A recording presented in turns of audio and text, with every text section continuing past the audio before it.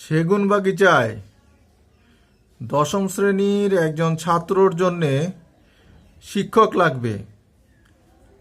পড়াইতে হবে সপ্তাহে 3 দিন, 1.5 ঘন্টা করে। Physics, chemistry, biology. বেতন পাবে 12,000 টাকা। সেগুনবাগিচায় দশম শ্রেণীর একজন ছাত্রর জন্যে শিক্ষক লাগবে।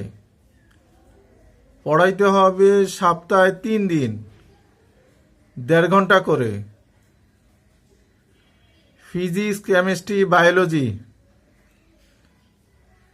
বেতন পাবে 12,000 টাকা। সেগুনবাগিচায় দশম শ্রেণীর একজন ছাত্র